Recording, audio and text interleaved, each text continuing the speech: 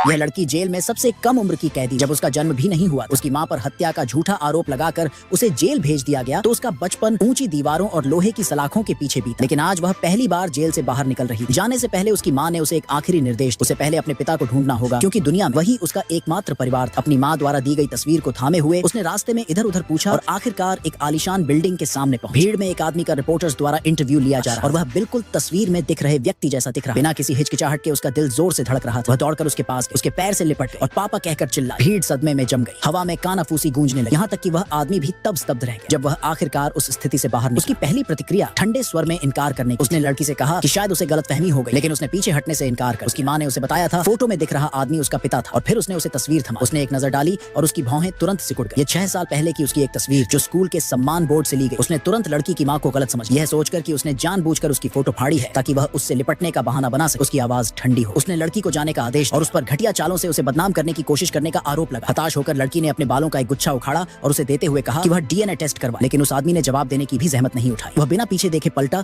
और चला गया। लड़की को निराशा के अलावा कुछ भी महसूस नहीं हुआ। वह समझ नहीं पा रही थी कि उसके पिता ने उसे स्वीकार क्यों नहीं। तभी उस व्यक्ति के चचेरे भाई ने, जो स्थिति के बारे में उत्सुक था, चुपके से लड़की के बाल ले लिए और खुद ही डीएनए परीक्षण करने का फैसला किया। इस बीच लड़की अपनी मां से मिलने के लिए जेल लौटा। उसने रोते हुए शिकायत की कि उसके पिता ने उस पर विश्वास नहीं किया और उसे झूठा भी कहा। उसकी मां ने धीरे से उसके सिर पर हाथ फेरा और एक कोमल मुस्कान के साथ उसे सांत्वना दी। उसके पिता को अभी तक सच्चाई का पता नहीं था। एक बार जब वह सब कुछ उजागर कर देगा तो वह निश्चित रूप से उसे स्वीकार कर। लड़की ने अपने आंसू पोंछे और दृढ़ता से सिर हिलाया। वादा किया कि वह फिर से अपने पिता को खोजने जाएगी। लेकिन जैसे ही वह घर पहुंची और खाना खाने वाली थी, उसके चाचा चाची अचानक अंदर घुस आए और उसे घर की चाबियां सौंपने का आदेश, क्योंकि वे घर बेचने जा रहे थे।